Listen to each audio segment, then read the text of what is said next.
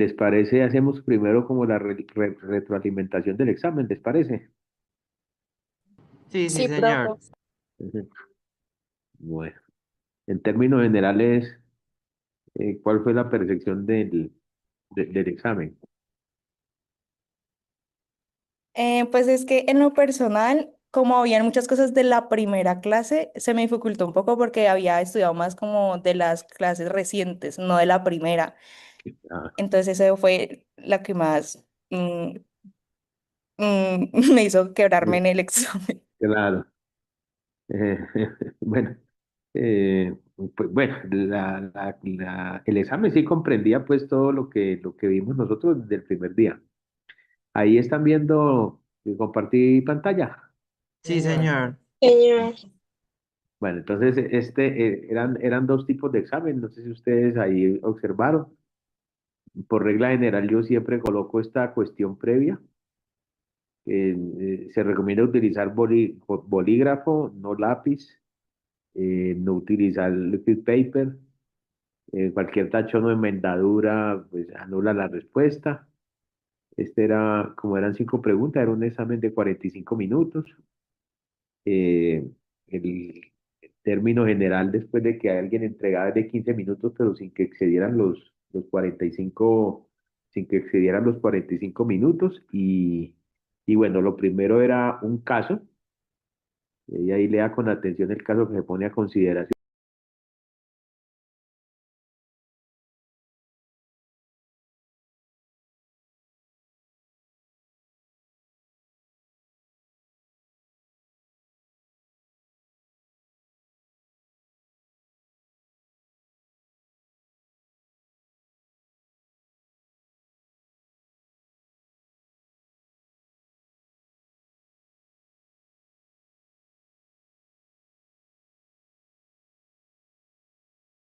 y a partir de allí entonces se debía de responder.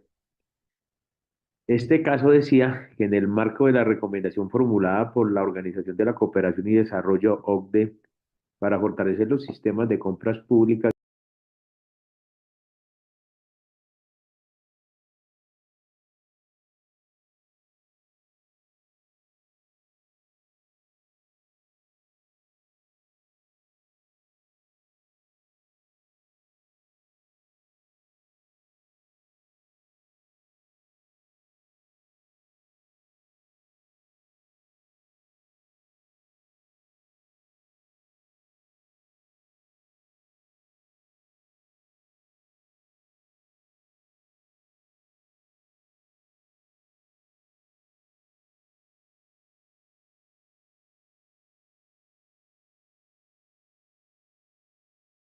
el Gobierno Nacional presenta ante el Congreso un proyecto de ley denominado Estatuto Único de Contratación Pública, cuyo propósito es unificar en un solo cuerpo normativo todo el régimen contractual aplicable a entidades sometidas a la Ley 80, empresas de servicios públicos domiciliarios mixtas y oficiales, empresas industriales y comerciales del Estado, entidades con regímenes exceptuados y contratos financiados con recursos públicos ejecutados por particulares. El proyecto, el proyecto elimina expresamente todos los regímenes especiales y exceptuados, señalando que la dispersión normativa afecta la transparencia y eficiencia del gasto público. Durante el debate legislativo, varios expertos advirtieron que cualquier reforma en ese sentido requiere una ley especial.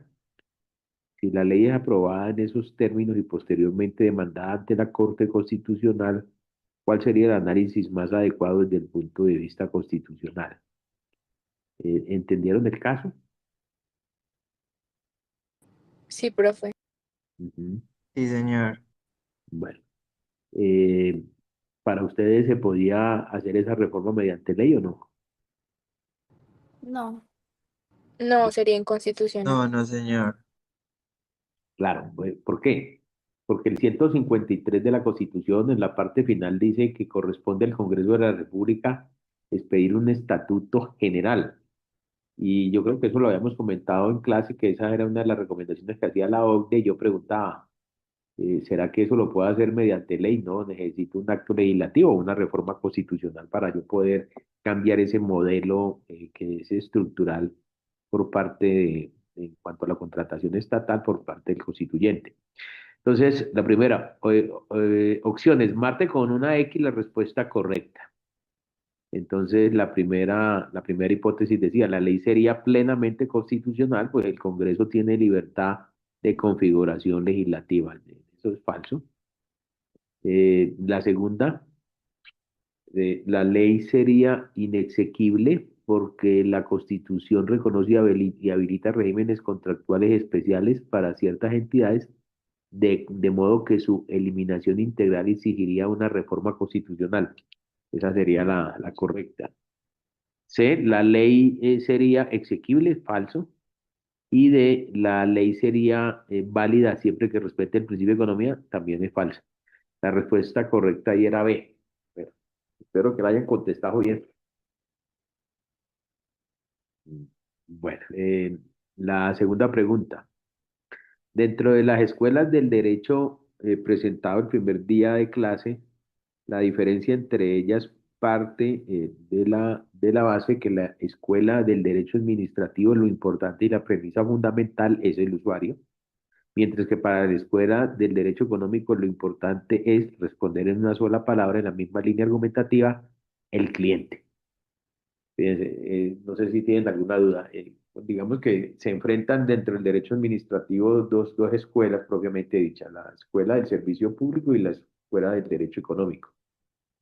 La escuela del derecho administrativo siempre mira lo que es el tema de servicios, lo que es el usuario, lo que son las tarifas, lo que es el derecho público, lo que sería a contraposición de la escuela del derecho económico, que lo que mira es el individualismo, lo que mira no es el usuario, sino que es el cliente, no mira tarifas, subsidios o contribuciones para determinar el valor, sino que mira son los precios.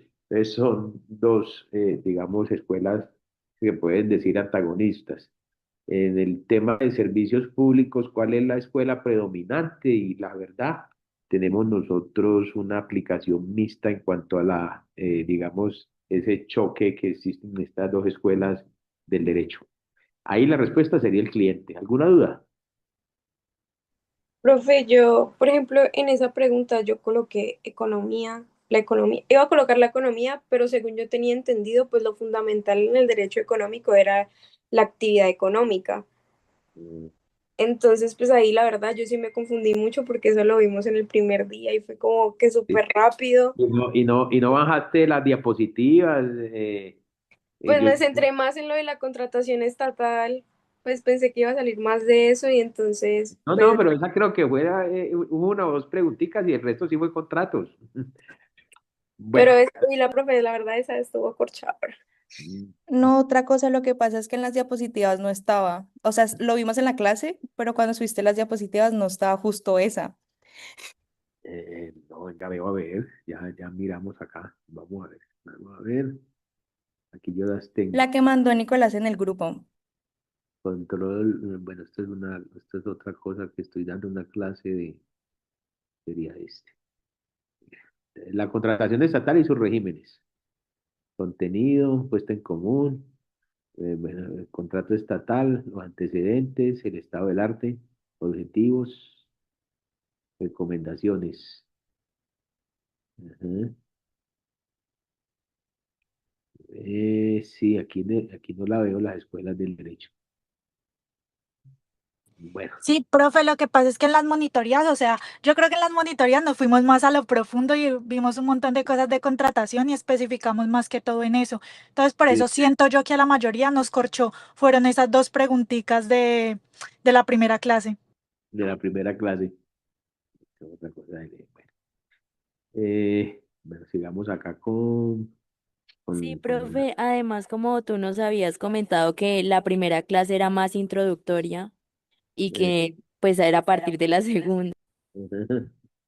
mm, bueno, ahí yo tendré pues una consideración, pues al menos si tienen como una línea conductiva allí frente a la respuesta. Pero bueno, en las dos escuelas del derecho lo que se contrapone al tema específico del usuario es que acá son usuarios, allá son clientes.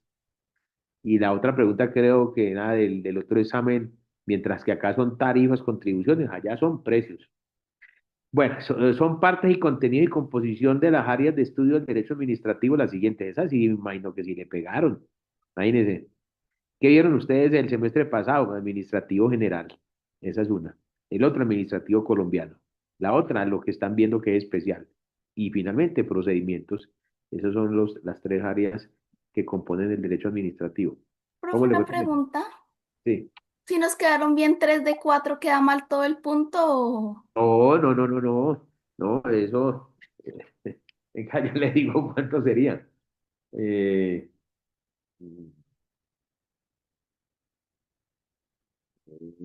Sería 0,80. Listo, gracias. 0,80. No un punto, pero sí 0,80. Bueno. Profe, en cuanto a ese punto, siento que en lo personal, no sé si de pronto a mis compañeros también les pasó lo mismo, siento que yo entendí esa pregunta como el contenido, como del estudio del derecho administrativo, como las cosas que podíamos observar o ver o estudiar dentro de la materia de este semestre, como el contrato, la función pública, los servidores. Siento que yo la entendí No, no, no, más como presentado. esa sí sería la pregunta que también lo hubiera podido haber hecho es, ¿qué áreas compone el derecho administrativo especial? Ah, entonces ahí me hubieran podido hablar, vean, sí, claro, el derecho administrativo especial, la contratación, la responsabilidad, la función pública, incluso se pueden ir más allá, mire, sabe que hasta el derecho electoral, el derecho tributario, todo eso hace parte del derecho administrativo especial, pero aquí era una pregunta muy general, la composición como tal del derecho administrativo. Sí, esa sí estaba en la diapositiva de la presentación. A ver, programa de derecho administrativo. Aquí está. Esa estaba, era aquí.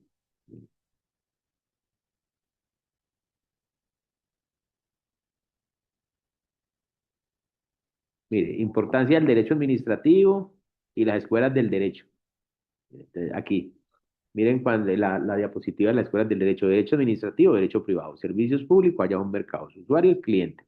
Tasas y tarifas, allá son precios. Acá son reglamentos, allá son contratos. Intervención, acá es libertad. Interés general, autonomía de la voluntad. Estado social del derecho, allá es Estado de Derecho.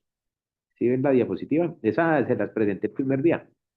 Contenido temático, mire, contenido y composición del derecho administrativo. Está incluso, así está completica pues la pregunta, como está en la diapositiva. Contenido y composición del derecho administrativo. El general, el colombiano, el especial y el derecho procesal o procedimiento.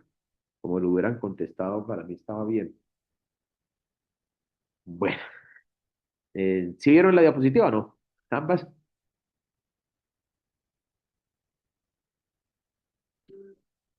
Sí, profe, pero por lo menos en mi caso me pasó lo mismo que a Sebastián, que la entendí como las áreas del Mm, derecho administrativo. No. A mí también. Sí, profe, es como por lo que había dicho Isabela, que el módulo que mandó Nicolás por el grupo fue el de contratación, no el del contenido del programa.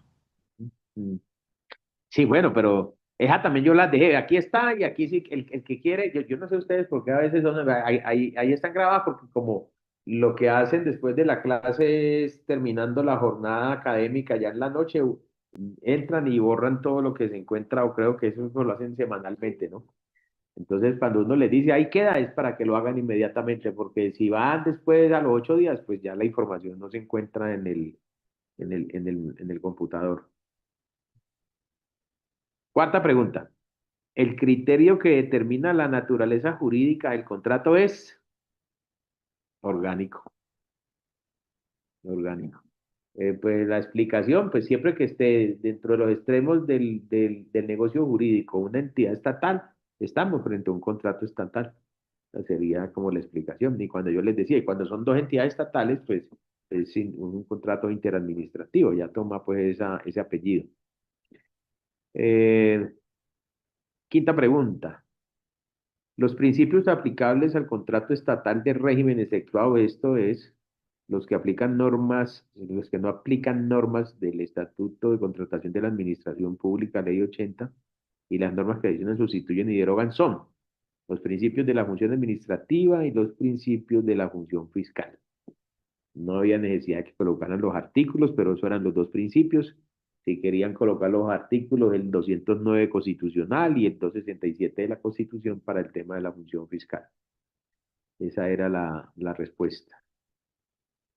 Esa era la respuesta. Vamos al otro examen. Mm, mm,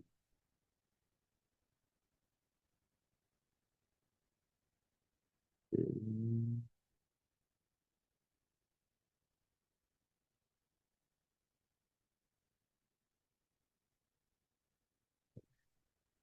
Profe, una pregunta. Tú no has calificado todavía los parciales, ¿verdad? Porque no nos aparece nada en la plataforma. No, no, no, no. No, Ok, todavía muchas gracias. no lo he calificado. Bueno, el otro examen era el siguiente.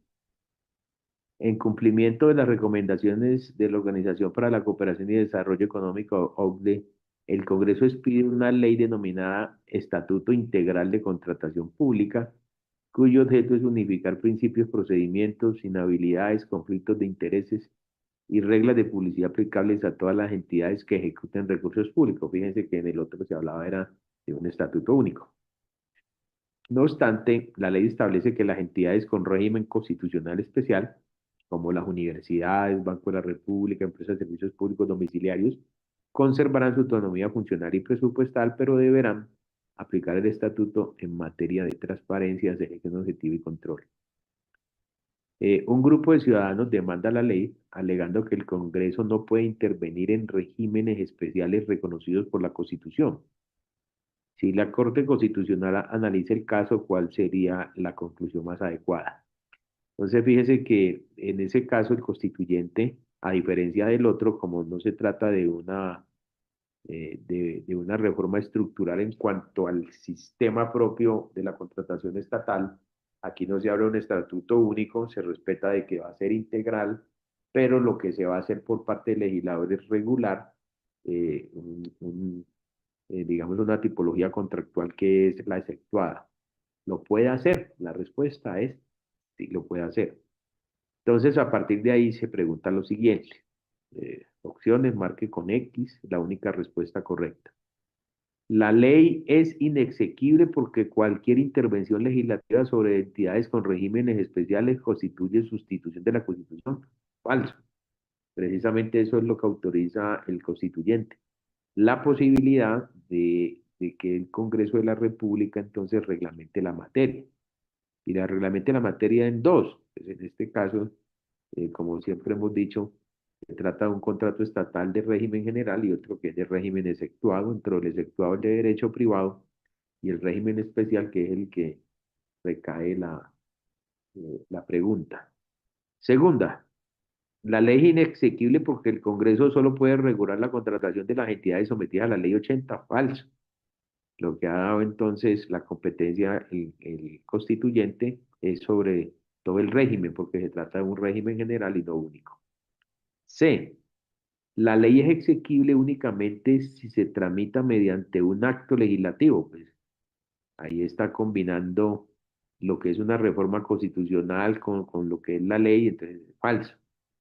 D. La ley es exequible siempre que respete el núcleo esencial de la autonomía constitucionalmente reconocida a las entidades con régimen especial y no suprima la habilitación constitucional que justifique dicho régimen. La respuesta correcta era la D. Se trata entonces de una competencia efectivamente que tiene el Congreso de la República. Y de hecho, pues todo lo que está actualmente vigente ha sido reglamentado por el Congreso de la República. Segundo, dentro de las escuelas del derecho presentado el primer día de clases, la diferencia entre ellas parte de la base que la escuela del derecho administrativo lo importante y la premisa fundamental son las tasas y tarifas, mientras que para la escuela del derecho económico lo importante son los precios. Los precios. Tercera, los principios aplicables al contrato estatal de régimen general del derecho público, esto es, los que aplican el ECAP, Ley 80 y las normas que la adicionan, sustituyen o derogan son. Entonces, a diferencia del otro, además del principio de la función pública, de la función administrativa, los principios de ley 80, que son los que se encuentran en el 23 y siguientes. ¿Ustedes llevaron código? Sí, señor. Y profe. Ah, bueno. Para mis exámenes, ustedes allá, si tienen CEPACA, pueden sacar el CEPACA, si tienen ley 80, pueden sacar ley 80. Si les gusta cargarse bastantico, pueden llevar entonces también su constitución, pueden llevar su código general del proceso, la laminita del Niño Jesús de Praga, lo que quieran ustedes sacar en eso, yo no tengo ningún inconveniente. Entre otras, porque cuando ustedes vayan a una audiencia pública, el juez o el magistrado no le va a decir, guarde por favor el código. Bueno. La otra, partiendo de la explicación del tema que se pone a consideración, responda si es falso o verdadero.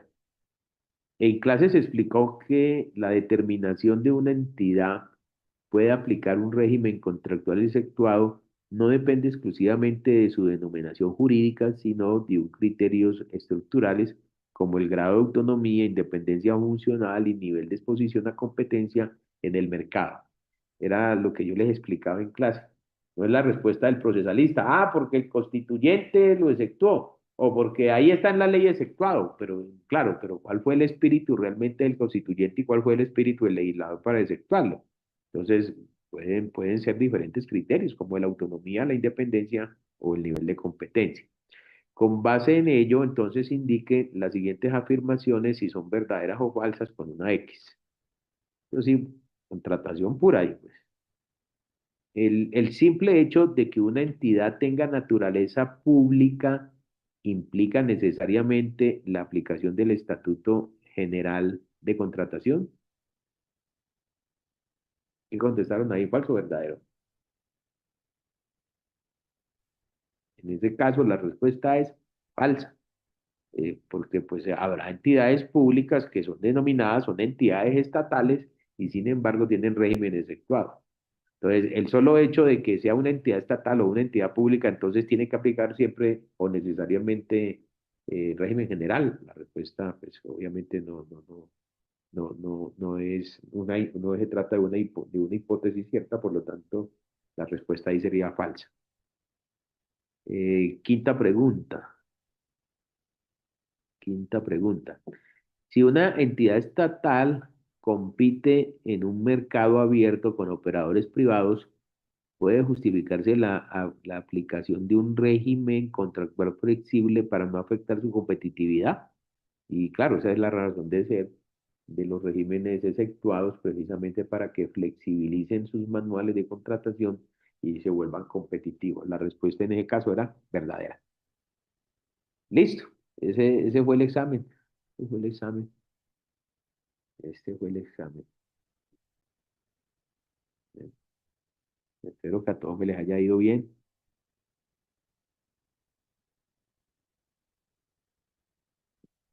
Bueno, nosotros habíamos quedado en la clase pasada, a ver, más adelantico, creo que habíamos quedado aquí. Todo régimen especial, todo régimen especial es régimen exceptuado, más no todo régimen exceptuado es régimen especial. Y el resumen gráfico de lo que es el contrato estatal. Esto ya lo habíamos pasado, profe. Pasamos Está, SECOP 2 Sobre el y quedamos en SECOP la teoría de 2. los actos separables. ah, ujú. A ver, entonces,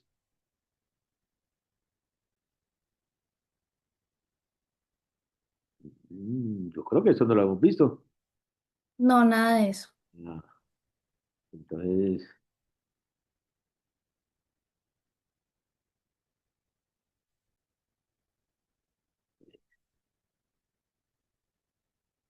estábamos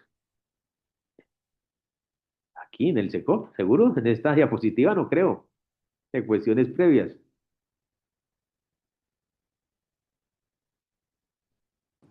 Profe, pues la verdad no recuerdo en qué diapositiva, pero lo del SECOP sí lo alcanzamos a ver. Tú nos explicaste el SECOP 1, el SECOP 2 y la teoría de los actos separables. Claro. Entonces fue en este punto sobre que lo que es el perfeccionamiento y celebración del contrato estatal, que dice que por regla general deberá constar por escrito, salvo las excepciones que determina la ley, como lo que se manifiesta el contrato a una modalidad de mínima cuantía que se encuentra en el artículo 94 de la ley 1474 del año 2011, que es el Estatuto Anticorrupción. Eh, por qué les decía yo que el perfeccionamiento y celebración del contrato es muy importante?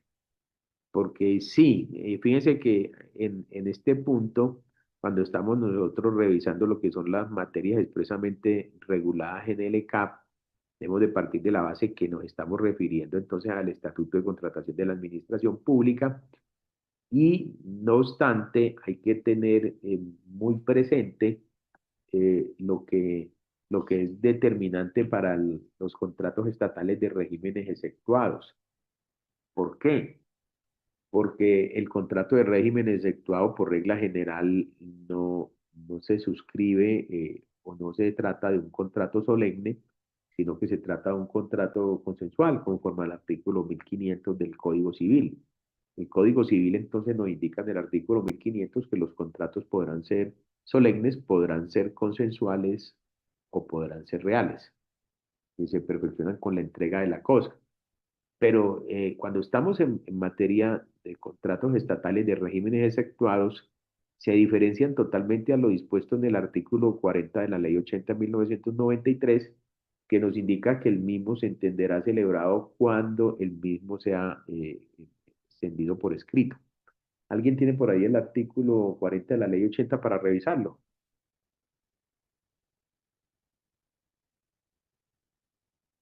Oro.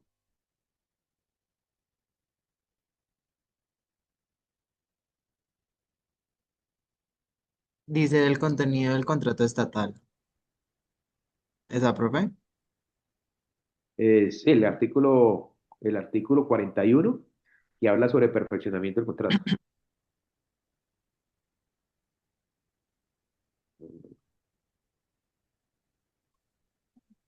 Sí, los contratos del Estado se perfeccionan cuando se logra acuerdo sobre el objeto y la contraprestación y este se le va escrito. ¿Sigo? Sí. Ujú. El artículo 23 de la Ley 1150 de 2007 modificó el inciso segundo de este artículo así. Para la ejecución se requerirá de la aprobación de la garantía y de la existencia de las disponibilidades presupuestales correspondientes, salvo que se trate de la contratación con recursos de vigencias fiscales futuras de conformidad con lo previsto en la Ley Orgánica del Presupuesto. El Entonces, proponente y el contratista. ahí está bien.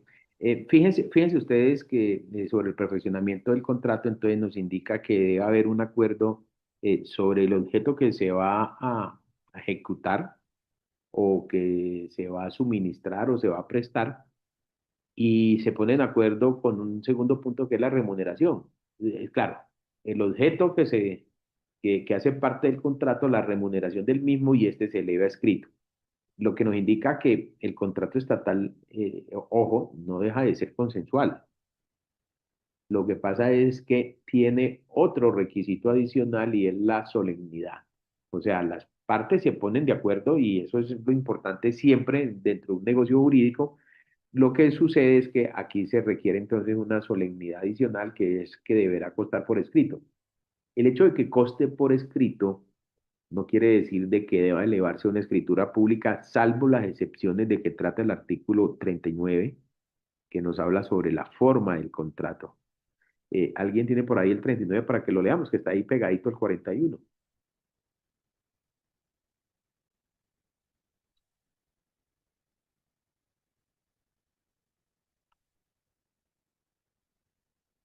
De la forma del contrato estatal. Sí. Los contratos que celebren las entidades estatales constarán por escrito y no requerirán ser elevados a escritura pública, con excepción de aquellos que impliquen mutación del dominio o imposición de gravámenes y servidores sobre bienes inmuebles y en general aquellos que conforme a las normas legales vigentes deban cumplir con dicha forma.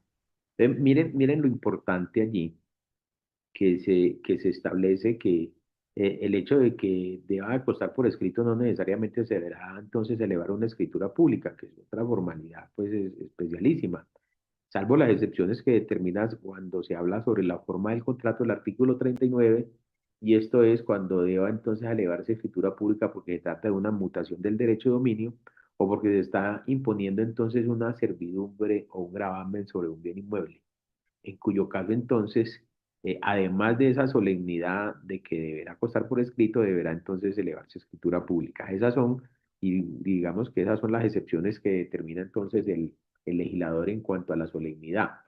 Ahora, hay contratos estatales de régimen general que sean consensuales. ¿Y cuáles serían los casos? Esa es la pregunta. O sea, que no se cumple con la solemnidad y que deba ser por escrito. ¿Ustedes qué opinan?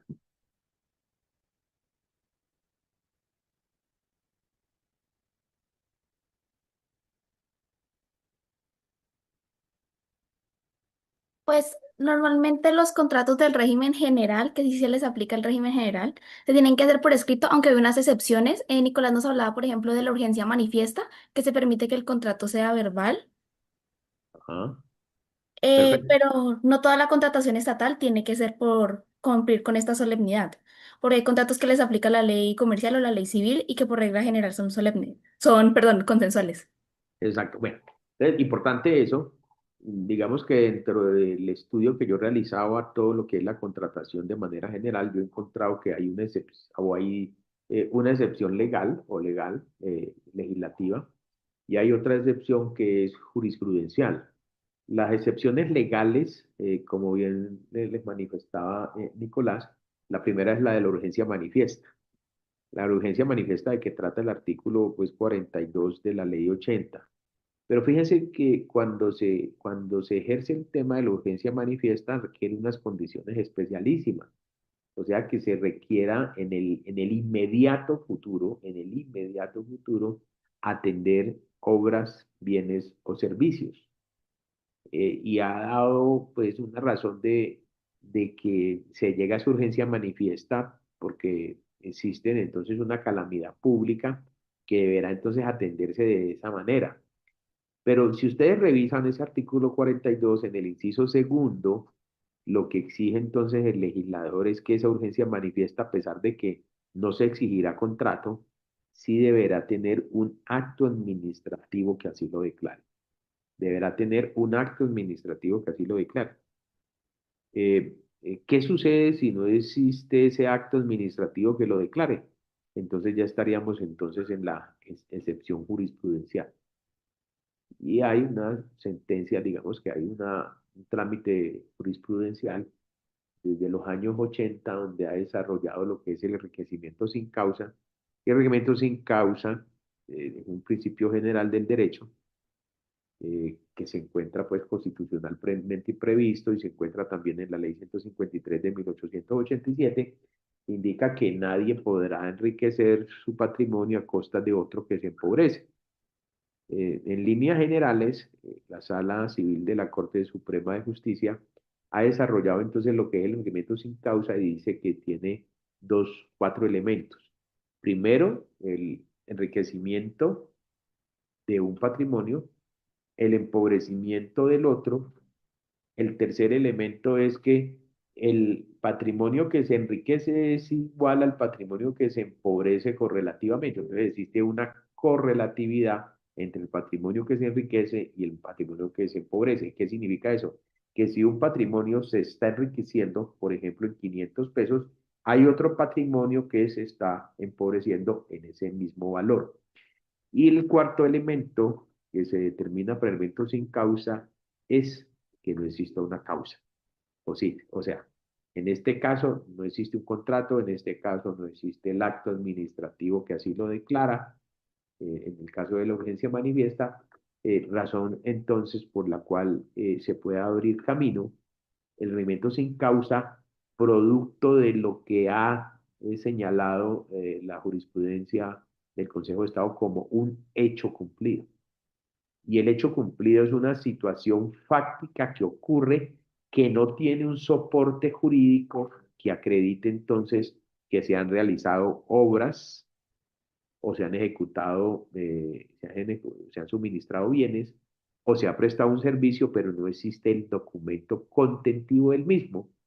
O puede darse también de que a pesar de que existe el contrato, hubo adiciones de obras, bienes o servicios y no existe el documento que soporte la adición de dicho objeto contractual.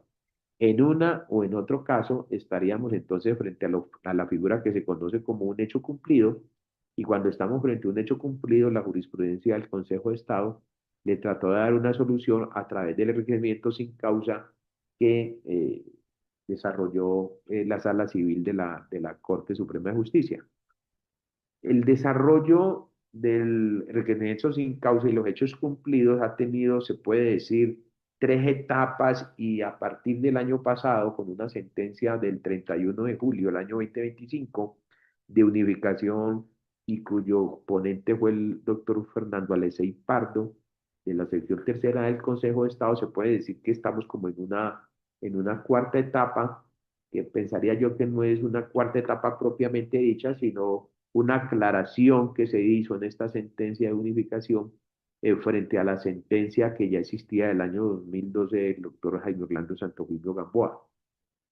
¿Cuáles fueron entonces esos tres momentos que se han desarrollado hacia el interior de la sección tercera del Consejo de Estado frente al requerimiento sin causa y los hechos cumplidos? La primera fue determinada en los años, en principio de los años 80, y con unas ponencias del doctor Carlos Betancourt Jaramillo, decía que existía un hecho cumplido cuando se cumplían las cuatro condiciones que había determinado la Corte Suprema de Justicia. Eso conllevó a que se desnaturalizaran, digamos, los medios de acción y que se puede decir que la rama ejecutiva recurriera entonces a esta circunstancia de los hechos cumplidos a efectos de no realizar licitaciones públicas. ¿Qué significaba esto?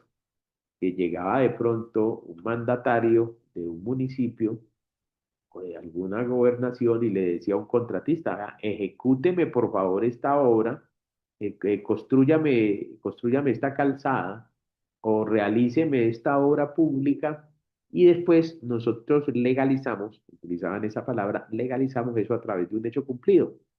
Presentamos la circunstancia, la podemos incluso hasta transar, en algunas ocasiones las llevaban ante la Procuraduría General, que es la entidad competente para adelantar las conciliaciones prejudiciales en materia contencioso administrativa, y lo que hacía el procurador era avalar, como quiera que el Consejo de Estado tenía a bien la figura siempre que se cumplieran los requisitos establecidos por la Sala Civil de la Corte Suprema de Justicia. Entonces, se comprobaba que efectivamente se había enriquecido el municipio a costas de la obra que había realizado el contratista, que había una correlatividad entre ese patrimonio que se estaba enriqueciendo del Estado frente al patrimonio del no, pues prácticamente no es contratista, sino de la persona que ejecutaba o el particular que ejecutaba la obra, y finalmente no existía la causa, o sea, no existía el contrato. Eso conllevó a ese mal uso de la figura, a que el Consejo de Estado en el año 1999, comienzos del siglo, endureciera la postura del requerimiento sin causa y prácticamente empezó a exigir que sí debería existir causa. Cuando elimina prácticamente uno de los elementos que había incorporado la Sala Civil de la Corte Suprema de Justicia, pues realmente convirtió la figura en una figura inviable. ¿Por qué lo convirtió en una figura inviable? Porque si estaban exigiendo causas, si estaban exigiendo CDP, si estaban exigiendo en la sala un contrato, pues ¿quién se iba a aventurar a presentar una demanda de requerimiento sin causa eh, eh, teniendo un contrato? Pues si usted tiene el contrato, pues prácticamente yo voy prácticamente a presentar una demanda frente a un medio de control de controversias contractuales, o incluso si el abogado hila muy delgado, puede constituir un título ejecutivo complejo y de pronto cobrarlo ejecutivamente. Entonces, esa figura durante ese periodo de tiempo pierde vigencia, pierde aplicabilidad y prácticamente le dieron un entierro. Entonces, efectivamente se logró el cometido de que los servidores públicos, los funcionarios, no utilizaban la figura para legalizar obras, bienes o servicios por cuenta de un particular entonces que realizaba esos objetos contractuales. Pero, digamos que no eran contratos, pero realizaban esos objetos a solicitud de los funcionarios públicos. Eh, ¿Qué sucede? Que desafortunadamente en el campo de la contratación estatal hay algo que falla y falla con mucha regularidad y es el tema de planeación. Y eso estaba conllevando que sectores que son muy sensibles se quedaran entonces sin una prestación o de bienes o de servicios. Eso conllevó a que en el año 2012 la sección tercera del Consejo de Estado unificara la posición frente al argumento sin causa. Y no sé si les compartió Nicolás una sentencia de gran relevancia jurídica, o yo no sé si de pronto fui yo que se las compartí, que es la sentencia de unificación de Jaime Orlando Santofimio Gamboa, donde unifica para tres causales específicas donde se puede abrir camino el reglamento sin causa. ¿Qué fue lo que hizo? Eh, Veníamos de una tesis donde era abierta totalmente la aplicabilidad entonces del reglamento sin causa frente a otra tesis del momento histórico de la sección tercera donde cerró toda posibilidad de la aplicación del reglamento sin causa cuando estábamos frente a un hecho cumplido. Lo que hizo entonces esta tercera etapa en esta sentencia de unificación fue, digamos, tomar una posición mixta, decir que sí opera el elemento sin causa, pero no de manera abierta como lo establece la Sala Civil de la Corte Suprema de Justicia, sino en determinados casos específicos. Desde mi punto de vista, lo que revisó el Consejo de Estado en su momento era cuando se estaba atentando contra derechos fundamentales a la salud que va en conexidad con la vida, y en ese caso determinó que podría recurrirse a la figura del evento sin causa eh, cuando se estaba en el tema de salud. En el tema de salud, piensen ustedes, cuando se tienen contratos con algunas ESES, que son las entidades sociales del Estado, y se necesita un suministro de medicamentos. ¿Qué sucede si terminada la vigencia, el contratista dice, vea, yo a usted no le voy a suministrar, y eso era lo que estaba ocurriendo, yo no le voy a suministrar medicamentos porque pues allá en la sección tercera hay una sentencia de un señor que se llama Ramiro Ramírez, Ramiro Saavedra Becerra, y dice que si no hay contrato, no hay hecho cumplido y no puedo pedirlo mediante un reglamento sin causa. Entonces eso llevó a que el Consejo de Estado analizara las situaciones específicas cuando se tratara de temas eminentemente sobre salud. Y en ese caso dijo, mire, como se trata de temas de salud que va en conexidad con la vida, en ese caso entonces sí puede abrirse camino la posibilidad de que no existiendo contratos o existiendo contratos se necesita más suministro, por ejemplo, de medicamentos. En ese evento entonces sí podrá el particular invocar entonces el hecho cumplido a través del reglamento sin causas a efectos de determinar entonces que se va a suministrar ese bien que pues obviamente en el tema de la salud encuentran una excepción en ese punto específico y puede entonces tener vocación de prosperidad.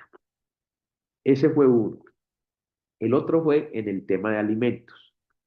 Y en el tema de alimentos, el análisis que se realizó es sobre un derecho fundamental que es el de los niños y las niñas, que se encuentra en el artículo 44 de la Constitución, y allí, desde mi punto de vista, el tema de alimentos está casi que exclusivamente dirigido a lo que se denomina los PAE. Los PAE son los planes de alimentación escolar y se trata de una política no únicamente de gobierno nacional, sino que ya se convirtió en una política, digamos, estructural de todo un país. ¿Por qué? Porque los PAE los utilizan como mecanismos todos los municipios, los distritos y los departamentos en general. Y es la forma en que el gobierno aporta, ¿no es cierto?, los alimentos mínimos para que los niños o las niñas menos favorecidos puedan entonces tener una ración diaria dentro de su jornada escolar. Entonces, las escuelas ofrecen desayunos escolares, almuerzos financiados totalmente por el Estado a efectos de brindar, digamos, un bienestar y cumplir dentro de los fines del Estado lo que es el bien común y el interés general y sobre todo de los niños. ¿Qué sucedía? Que como en el país, en algunas partes, el tema de la planeación no es lo más expedita posible, sucedía entonces que o finalizaba el contrato o se necesitaba suministro de más alimentos y venía el contratista y decía, no, no, no, no, yo a ustedes no les puedo dar, porque por allá tienen esa sentencia de ese señor Ramiro Saavedra Becerra donde dice que si no hay contrato o si no hay un otro sí que determine, ¿no es cierto?, como fundamento la adición de más suministro de alimentos, pues qué pena, yo no se los puedo suministrar. Entonces el Consejo de Estado modula en ese sentido y dice que cuando se trata entonces en el tema específico de alimentos y sobre todo para población vulnerable como son los niños, piensen ustedes que hay personas con tanta precariedad en algunas familias que prácticamente la única ración que tienen en el día de alimento es cuando van a la escuela los niños. Entonces se trata de un tema extremadamente sensible,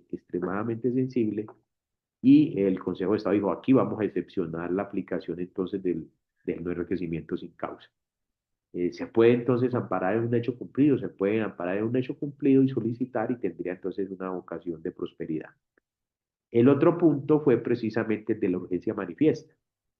Cuando ustedes le dan una lectura al artículo 42 de la urgencia manifiesta, fíjense que el inciso segundo dice, la urgencia manifiesta deberá declararse mediante acto administrativo debidamente motivado. Pero resulta que estamos ante una calamidad pública tan delicada y tan inminente que el servidor público no tuvo tiempo para sentarse en un escritorio a declarar la urgencia manifiesta. ¿Qué sucede en ese caso específico donde hubo suministro de bienes, obras o servicios? Personas que fueron digamos, a hacer apoyo frente a una calamidad pública, o se necesitaba alimentos, se necesitaba carpas, se necesitaba víveres, o sabe que se desconectó un poblado de otro y se necesitaba entonces hacer nuevamente la construcción de un puente que conectara con la ciudad o con el pueblo, porque esa era la única forma de pronto de llevar alimentos. ¿Qué sucede si no se declara esa urgencia manifiesta? Entonces el Consejo de Estado dijo, vea, el caso, y esa es una de la gran diferencia de la urgencia manifiesta del artículo 42 frente a la sentencia de unificación del año 2012 del doctor Jaime Orlando Santofimio, es que la urgencia manifiesta del artículo 42 fue declarada, mientras que el tema de la urgencia manifiesta de que habla la sentencia de unificación es cuando no hay el acto administrativo debidamente motivado que ha declarado dicha urgencia manifiesta. Entonces, en ese caso, el Consejo de Estado dijo, efectivamente, se abre camino la posibilidad, entonces, de invocar el elemento sin causa como hecho cumplido a efectos de, de rehacer el reconocimiento respectivo. El cuarto punto, la verdad, hasta el día de hoy no lo he entendido, y precisamente se trató del caso que finalmente resolvió la sentencia de unificación. La sentencia de unificación realmente lo que resolvió fue el tema de custodia y parqueo de vehículos automotores. Y en contexto de la resolución de ese caso, extendió estas tres causales que yo les acabo de explicar. En el tema de salud, en el tema de alimentos y cuando la urgencia manifiesta no fue declarada mediante acto administrativo. Y digo yo porque digamos que los otros tienen un fundamento legal, el de la urgencia manifiesta, y los otros un fundamento constitucional, porque pues se trata de unos derechos fundamentales que yo pensaría que son de primer orden, el tema de la salud y el tema de los niños. Pero cuando se habla de parqueo y custodia de vehículos automotores, ¿qué diferencia hay frente a otro particular que, por ejemplo, suministró otro tipo de bien que no tenga que ver con la salud o ejecutó una obra?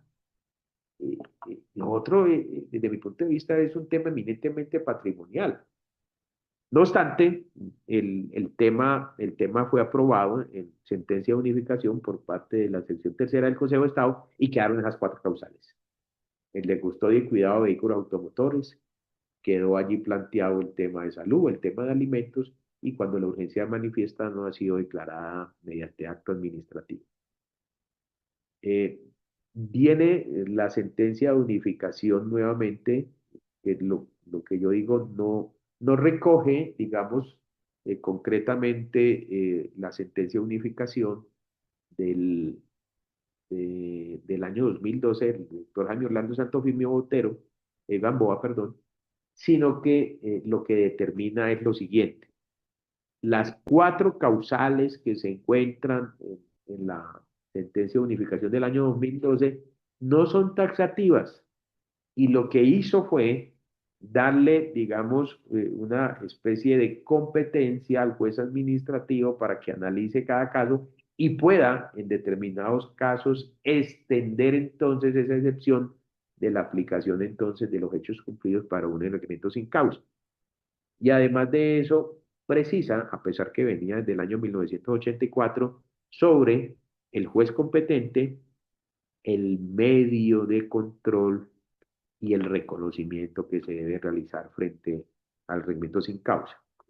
Entonces, eh, eh, cuando se revisa el tema del requerimiento sin causa, que es el tema del derecho sustancial, a la par con la misma, la Sala Civil de la Corte Suprema de Justicia habla de la actio in reverso, de la actio in reverso. Entonces, la actio in reverso prácticamente en esas épocas se realizaba a través de un proceso ordinario, hoy con el Código General de Proceso y el artículo 15 dice, cuando no exista, digamos, la acción exactamente aplicable al caso, deberá entonces seguir la cuerda de un proceso verbal. Entonces, hoy actualmente se puede invocar la acta in reverso, dice, sigue la cuerda procesal de un proceso verbal. Cuando nosotros trasladamos esa circunstancia de la acción in reverso acá, al derecho administrativo y sobre todo a la jurisdicción contenciosa administrativa, vemos que dentro del artículo 135 y antes lo que era el 83, 84, 85, 86 y 87 del CCA, que era el decreto 01 del 84, no encontramos una norma equiparable a lo que era el CPC, el Código de Procedimiento Civil de la época, que hablaba del proceso ordinario cuando no existía una acción, digamos, expresa, ni tampoco la del Código General de Proceso ahorita en el artículo 15 que dice que cuando no exista entonces una acción, deberá entonces tramitarse a través de un proceso verbal. Cuando nosotros revisamos lo que son los medios de control actual de la ley 1437 que se encuentra en el artículo 135 y siguiente, no vamos a encontrar allí un medio de control que se llame acto y reverso. Entonces, desde siempre se ha aceptado que el medio de control para yo reclamar el remedio sin causa por un hecho cumplido es la reparación directa. Y finalmente, la conclusión que saca el Consejo de Estado de siempre es de la lectura que se le daba al artículo 86 del decreto 01 del 84 frente a la lectura actual del artículo 140 que habla de la reparación directa. Si ustedes le dan una lectura al artículo 86 del decreto 01 del 84, dice que podrá demandarse el daño siempre que el mismo provenga por una acción, una omisión, una operación, una ocupación de bienes públicos o por cualquier otra causa. Ahora, dentro de las hipótesis y los verbos rectores que trae ese artículo 86, si ustedes releen ese artículo 86, ojalá lo tenga alguien por ahí para que lo leamos y no traicionar el tenor literal, dice cuando el daño provenga de una acción, una omisión, un hecho. Y entonces el Consejo de Estado empezó a elaborar, digamos, la postura de que la reparación directa es porque cuando estamos hablando de argumentos sin causa es producto de un hecho que se cumplió, pero es un hecho. Entonces, desde los años 80, de la década de los 80, el Consejo de Estado dijo, cómo dentro de las hipótesis que trae el artículo 86 se encuentra un hecho, este es entonces la acción, hoy medio de control, más, digamos, expedita para solicitar entonces el reglamento sin causa. Eso conlleva que desde el decreto 01 del 84 y hoy con el artículo 140, el medio de control entonces para invocar el reglamento sin causa es la reparación directa. Alguien tiene por ahí el 86 y de pronto alguien que tenga también el 140. Si ustedes ven prácticamente la diferencia entre el artículo 86 y el 140 es que el 140 de hoy de la reparación directa lo que hace es invocar el artículo 90. Lo que no hacía el artículo 86 del CCA, porque pues en esa época no existía la Constitución de 1991 y por lo tanto no existía ni en la ley ni en la Constitución de 1886 un estatuto de responsabilidad que se estableciera de manera concreta en cabeza del Estado, como sí lo hace actualmente entonces el artículo 90. Por eso el artículo 140 de hoy arranca en los términos del artículo 90 de la Constitución, podrá pedirse la reparación del daño que ha sufrido la parte. ¿Alguien tiene el 86 para que lo leamos?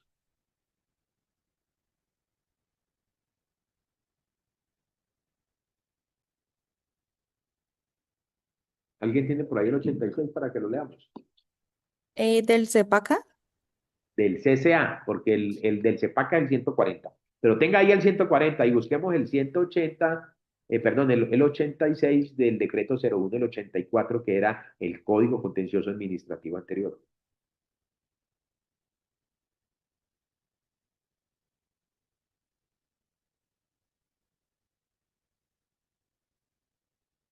Acción de reparación directa. Ese es el 86, ¿no es cierto? Sí, sí, señor. Fíjense, en esa época, el decreto 01 del 84, y esto es como una nota al margen, que era el CCA, hablaba de acción. Hoy fíjense que el CEPACA abandona la denominación acción y habla es de medio de control. Leámoslo. La persona interesada podrá demandar directamente la reparación del daño cuando la causa sea un hecho, una omisión, una operación administrativa o la ocupación temporal o permanente de inmueble por causa de trabajos públicos o por cualquier otra causa. O por otra causa, pero fíjense que arranca con hecho. Entonces, desde un principio, digamos, cuando empezó a manejar la sección tercera en la década de los 80, el tema del elemento sin causa por un hecho cumplido, dijo, como se trata de un hecho cumplido,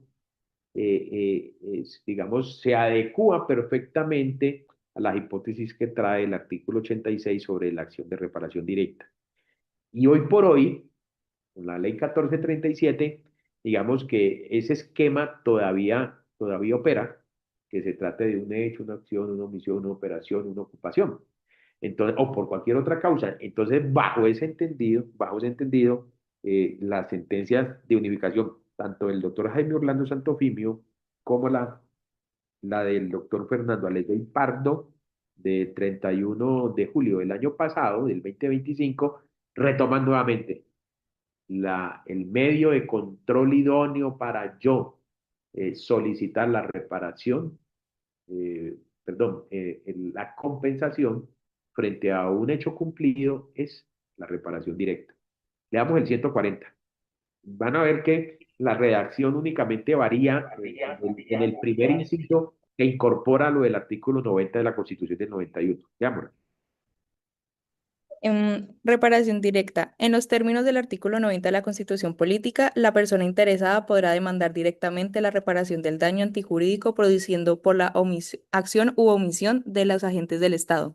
De conformidad con el inciso anterior, el Estado responderá, entre otras, cuando la causa del daño sea un hecho, una omisión, una operación administrativa o la ocupación temporal o permanente de inmueble por causa de trabajos públicos o por cualquier otra causa imputable a una entidad pública o a un particular que haya obrado siguiendo una expresa instrucción de la misma. Vean, entonces fíjense, vuelve y habla del hecho. Entonces, conclusión de todo lo que yo he dicho. El medio de control, o si usted quiere llamarle acción, entre otras porque hay un sector muy crítico incluso hacia el interior del propio Consejo de Estado, donde sostienen que fue desafortunado haberle llamado al capítulo medios de control, que para ellos deberían de haber mantenido la denominación que traía el decreto 01 del 84 sobre acción, cuestión que yo comparto. ¿Por qué comparto? Porque cuando yo hablo de un medio de control, desde mi punto de vista, lo que se controla realmente son los actos.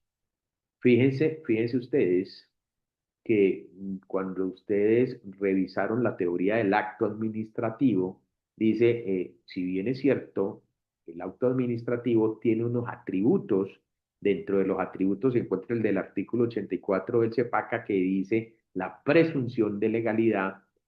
El otro atributo es la vocación jurisdiccional. ¿Qué significa eso?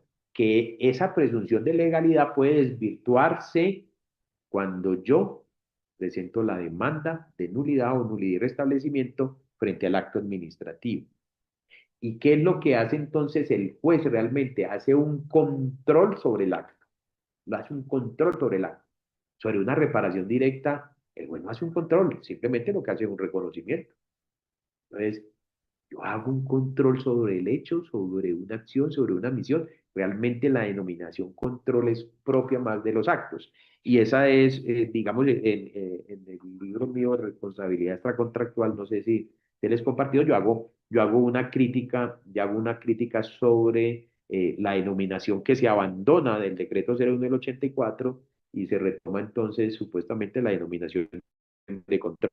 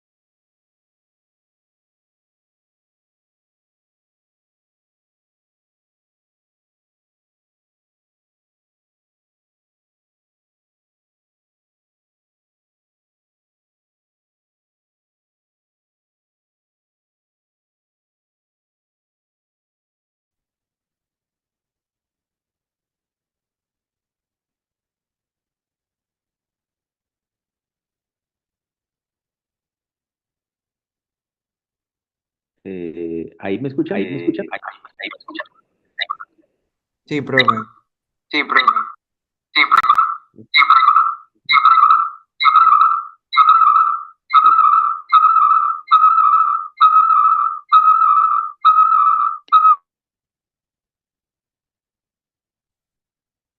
Profe, tienes que silenciar a uno de los dos que Sí, aparecen. aquí veo que aparezco con dos, pero yo ya silencié uno, parece. Bueno, y compartimos nuevamente porque me sacó. El uso compartido no está activado. Ah, ya. No entré como anfitrión, entonces. Voy a salir y vuelvo y ingreso entonces.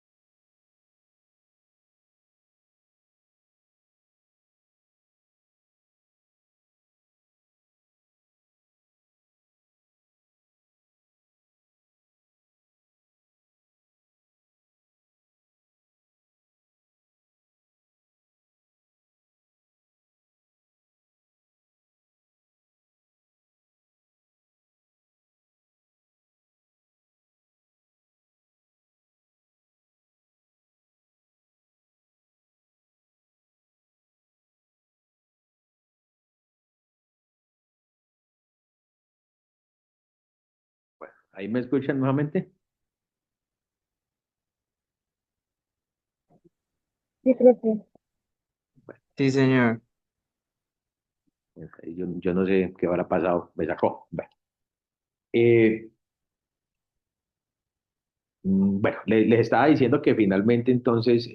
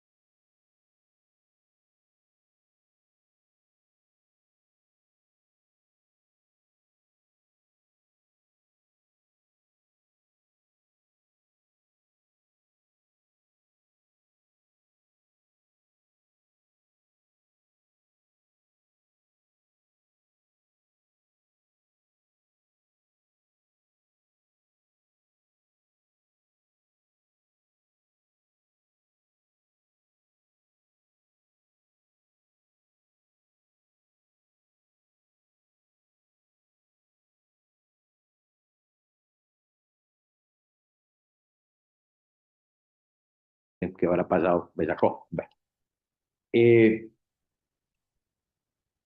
bueno, les estaba diciendo que finalmente entonces el medio de control o acción por el cual se podrá invocar entonces un hecho cumplido por un elemento sin causa es la reparación directa.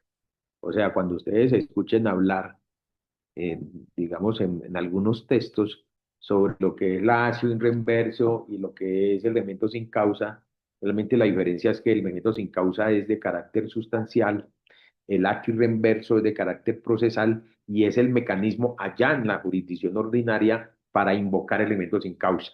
Entonces, ¿cómo lo invoco? A través de la acción, que en este caso sería la actio in reverso para el mecanismo sin causa.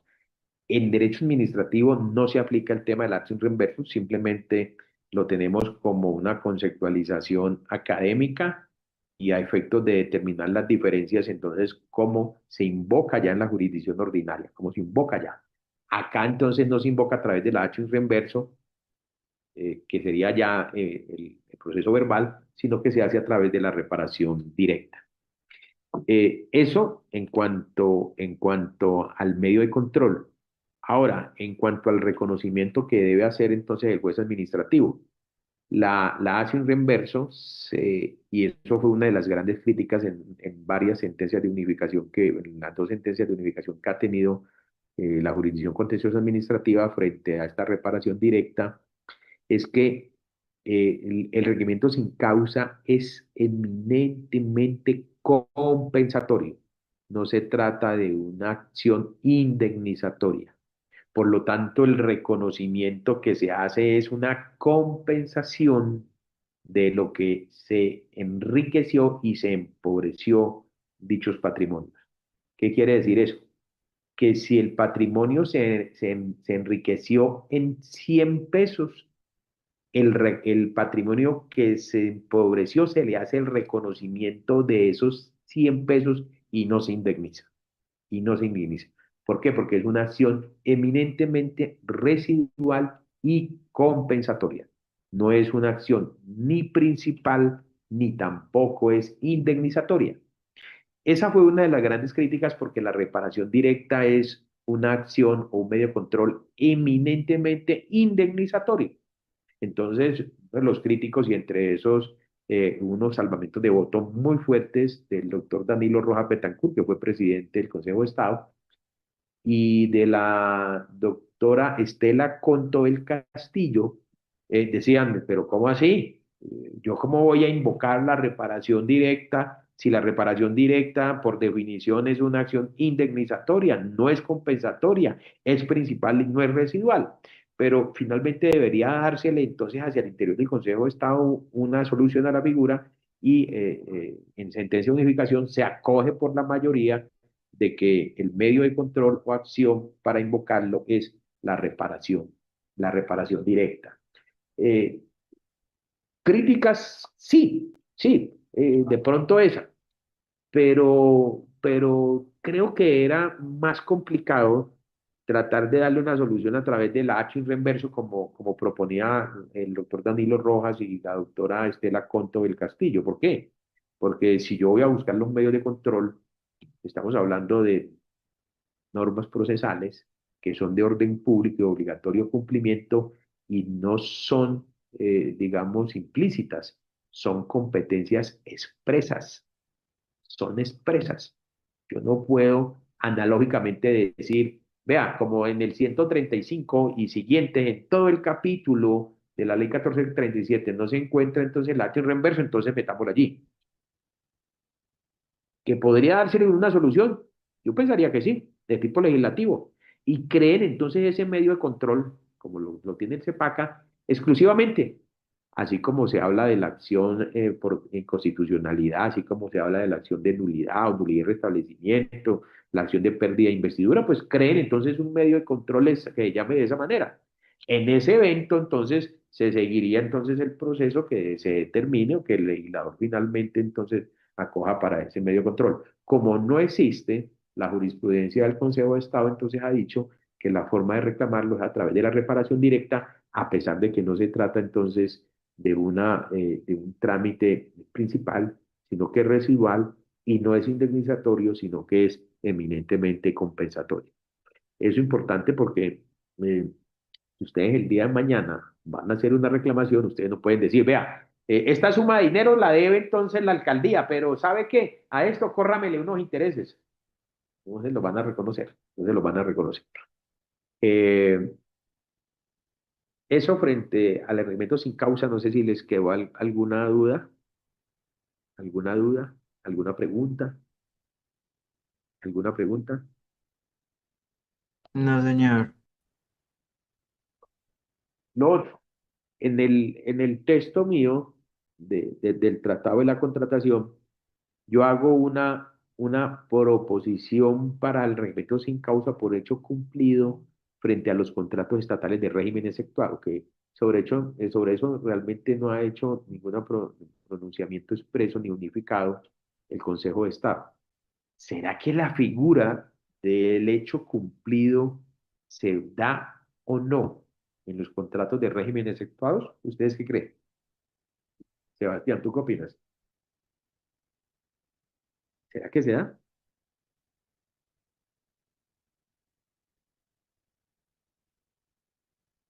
o no se da?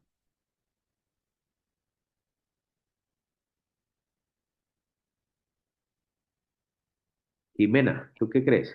¿Será que se da o no se da?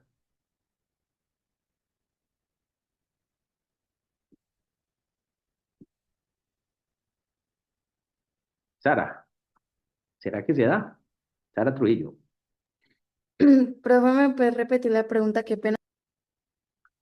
Todo el cuento que estamos hablando del reglamento sin causa es porque existen dos excepciones al contrato solemne, ¿sí? Eh, Hay una excepción de carácter legal y es el caso de la urgencia manifiesta. El otro caso es el del artículo 94 de la Ley 1474 que no se exige contrato escrito y es la contratación de mínima cuantía. Estos son los dos casos legales, que se lo había dejado por fuera, pero para que lo apunten. Si yo puedo abrir un corchete, incluso en el libro mío yo lo determino y lo manejo de esa manera. La fase, no es la fase precontractual, sino el contrato. Se encuentra exactamente, ya les digo en qué página, en la página 433. En la página 433 del tomo uno, a efectos de que por poderlo visualizar de manera gráfica, yo lo planteo de la siguiente manera. Miren, no sé si lo alcanzan a ver ustedes aquí. ¿Sí lo ven? ¿Sí lo alcanzan a leer o no? Sí, profe. Bueno, ese corchete se encuentra en la página 436 y dice, excepciones al contrato escrito. Pues hay una, miren, excepciones al contrato escrito, hay una que dice legal. ¿Qué dice la legal? Ahí abre otro corchete. ¿Sí lo ven? Sí, señor, la urgencia manifiesta. Ajá. ¿Y la Y la otra? contratación de mínima cuantía. Y la de abajo, que es la jurisprudencial, Hechos que fue la que cumplidos. acabamos de explicar.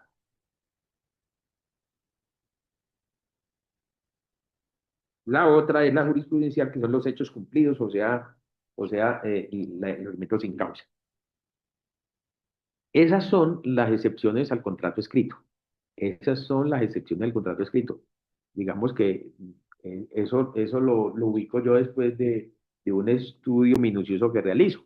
Pero fíjense que esos son al contrato del ECAP, al contrato de régimen general. Esas son las excepciones. La pregunta es, ¿será que el hecho cumplido se cumple o no se cumple en los contratos de regímenes exceptuados?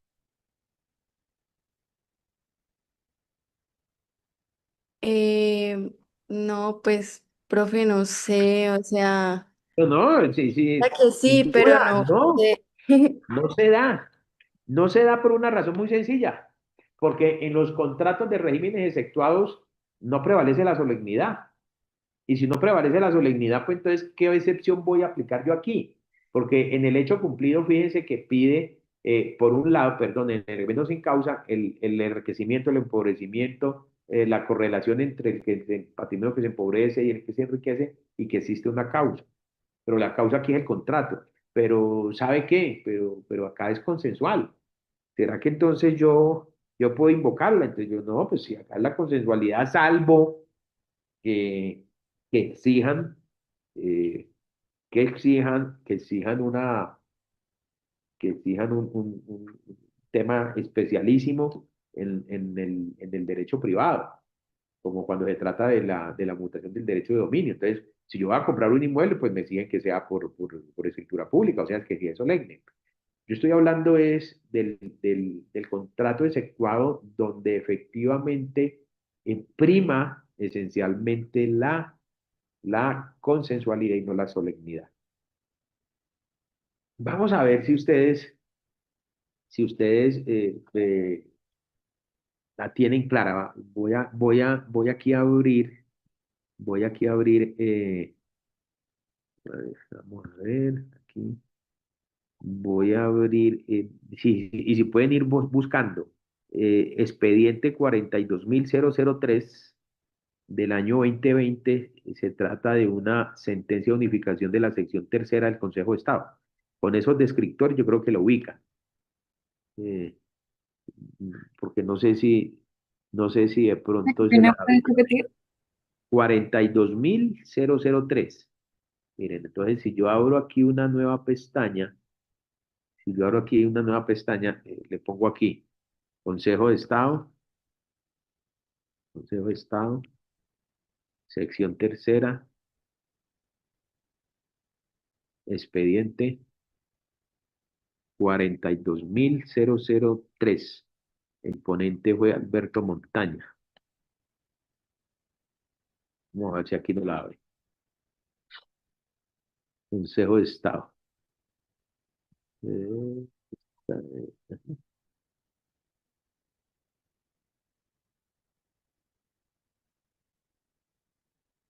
Miren, esta sentencia es una sentencia de unificación sobre la naturaleza jurídica de los actos precontractuales de las empresas de servicios públicos, de las empresas de servicios públicos.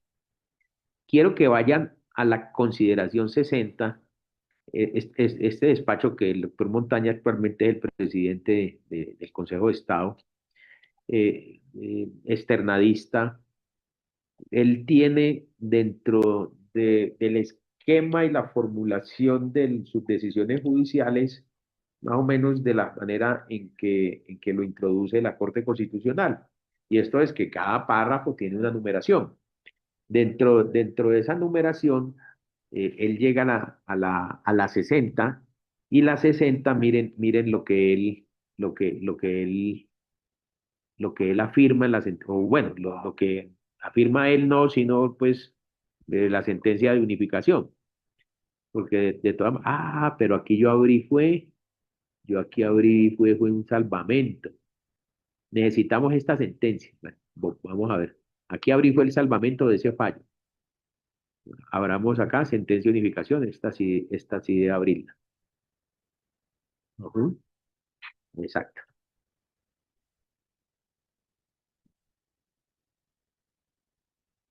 Miren, ¿alguien puede leerme esta consideración 60 del fallo?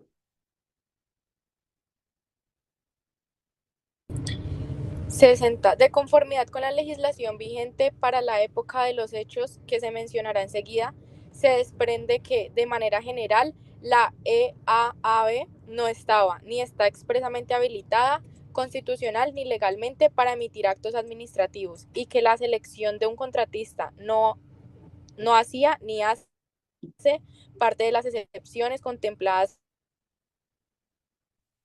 en la ley en las que ellos sí es. Por lo tanto, el acto precontractual de aceptación de oferta que debe analizarse en el presente caso no es un acto administrativo, sino una decisión que se rige por derecho. Entonces, fíjense sobre todo esta última parte, dice, por lo tanto, el acto precontractual de aceptación de la oferta que debe analizarse en el presente caso no es un acto administrativo, sino una decisión que se rige por el derecho privado.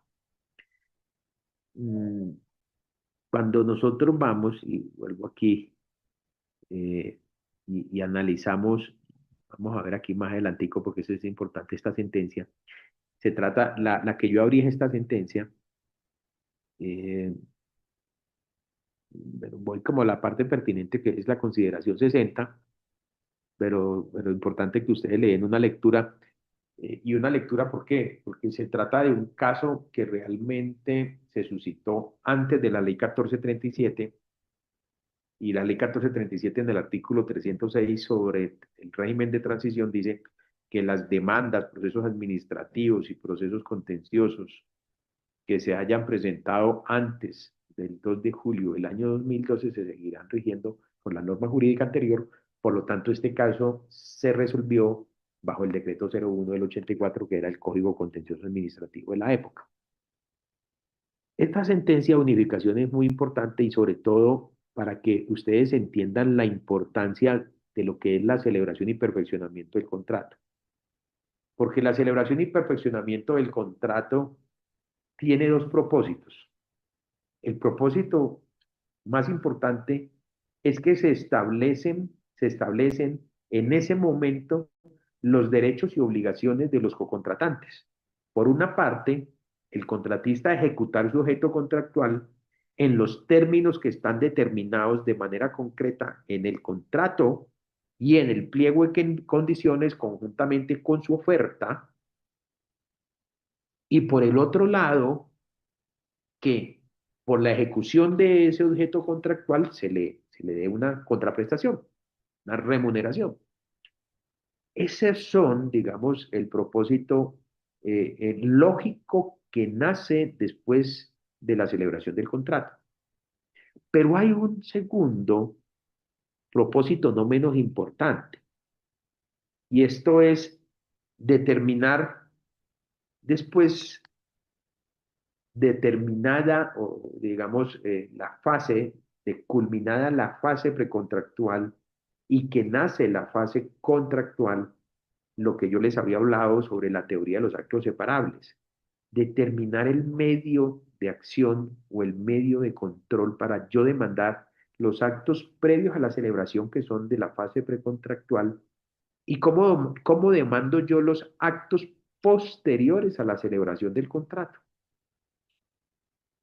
Y efectivamente, en esta sentencia, que es del 3 de septiembre del 2020, pero miren ustedes que se trata, cuando revisamos las condiciones contractuales del mismo, miren, condiciones contractuales, es la empresa Acueducto y Alcantarillado de Bogotá, EAAB, Empresa Acueducto y Alcantarillado de Bogotá, Empresa de Servicios Públicos, que claramente se le aplica régimen general o exceptuado. ¿Qué dicen ustedes? No me vengan todos en gavilla, cualquiera me dice. Exceptuado. Exceptuado. Y dentro del exceptuado, derecho privado o derecho especial. Especial. Y el especial se encuentra en una cosa, claro, fíjense, lo exceptúa y de manera especial el constituyente del artículo 365, cuando dice los servicios públicos los podrá prestar directamente el Estado o el particular bajo el control y vigilancia del Estado, ¿no es cierto? Y al cual se le aplicará un régimen jurídico especial que determinará entonces la ley. ¿Y cuál es la ley? La ley es la ley 142 de 1994, que es la ley de servicios públicos. Eso para que nos ubiquemos. Miren la invitación de la oferta, ¿de qué año es? Del año 2008, 2018, 2028. Hace 18 años. O sea, este fue un proceso que se resolvió realmente en el año 2020. En el año 2020, después de más de 15 años que el proceso estuvo trasegando en la jurisdicción contenciosa. ¿Cuál fue el objeto contractual?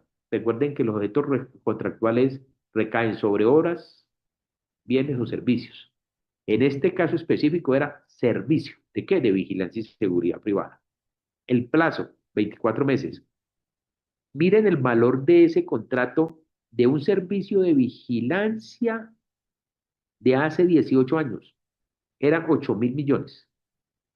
¿Saben cuánto cuesta ese servicio de vigilancia hoy en la empresa de acueducto y alcantarilla de Bogotá? Bueno, simplemente para que reflexionen. El cierre de la invitación fue el 8 de agosto del 2008. La aceptación de la oferta fue agosto 29 del año 2008. Nota, ¿qué se alegaba allí? Se alega que la evaluación se califica un servicio agregado, factor no contenido en la invitación. Entonces, mire, la invitación, aquí digamos que la hace las veces como el pliego de condiciones, que es la invitación pública que se realiza para que las personas o los proponentes presenten sus ofertas, ¿no es cierto? Siempre que reúnan las condiciones que se encuentran en el pliego de condiciones y que dentro de ellas se elija la oferta más favorable para la entidad estatal. Aquí se hace una invitación, pero fíjense que los pliegos de condiciones son la carta de navegación y contienen como las condiciones y las reglas de juego que van a tener los proponentes. Acá, como se trata de un contrato de régimen efectuado, aquí lo que se hace es una invitación. Los manuales de contratación que yo adopto, yo no le llamo pliego de condiciones ni términos de referencia, sino que le llamo condiciones contractuales. Le llamo así.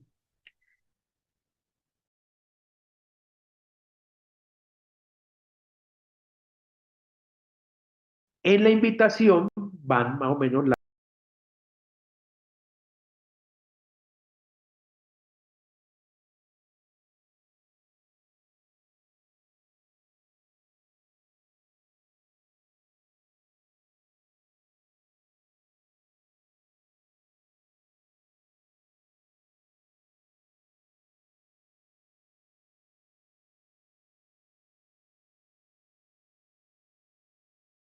condiciones ni términos de referencia, sino que le llamo condiciones contractuales. Le llamo así. En la invitación van más o menos las reglas que deben de tener todos los proponentes u oferentes que van a presentar su oferta.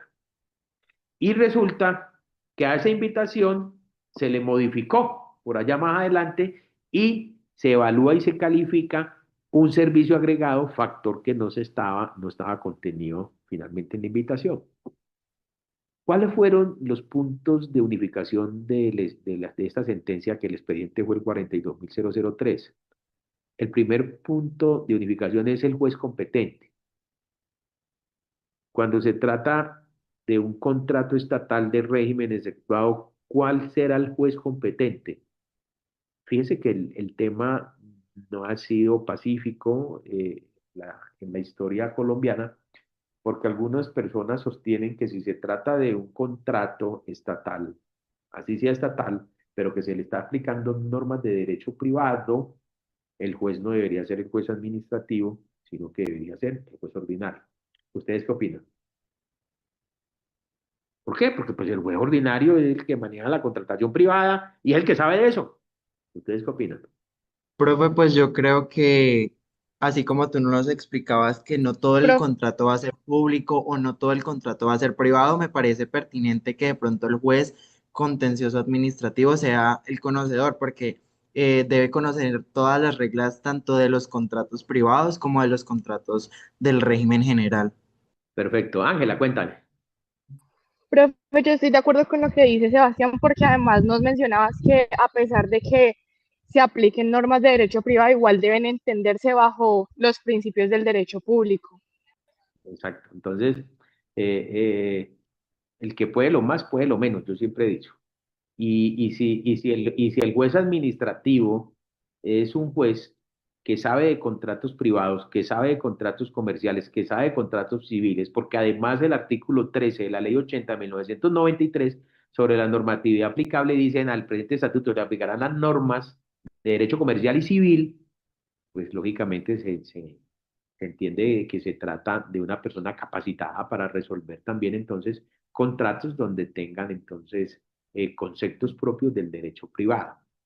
Pero más allá, bueno, el Consejo de Estado, de hecho, unifica y dice, ¿sabe qué? El juez competente para conocer de las controversias de los contratos de régimen general y de los contratos de régimen efectuado somos nosotros, el juez administrativo. ¿De acuerdo? Totalmente de acuerdo. Ahora, ¿Era necesario decirlo? Pues de pronto es una autoridad institucional y una corporación y la máxima autoridad de la jurisdicción de lo contencioso administrativo, el Tribunal Supremo de la jurisdicción y es el órgano del cierre y si lo dice, pues lo dice con autoridad. Pero más allá de que lo diga el juez administrativo, en este caso el órgano de cierre, el Tribunal Supremo de la jurisdicción de lo contencioso, que es el Consejo de Estado, desde mi punto de vista, si revisamos la ley 1437 en el artículo 102, 104.2, perdón, que es el objeto de la jurisdicción, si, no sé si alguien lo puede leer, vamos al artículo 104 y revisamos el numeral segundo del mismo. En el artículo 104 sobre el objeto de la jurisdicción dice, la jurisdicción de lo contencioso administrativa está instituida para conocer, además de los siguientes asuntos. Y va el numeral segundo. Y el numeral segundo dice, los contratos, cualquiera sea su régimen. Fíjense ustedes. Entonces, el legislador de la ley 1437 parte de la base que sí, el contrato estatal tiene una denominación que es uno solo, como tipología, es única, pero que tiene diferente régimen, lo que siempre hemos dicho. Ojo, el contrato estatal es uno solo. Lo que lo diferencia es el régimen jurídico aplicable.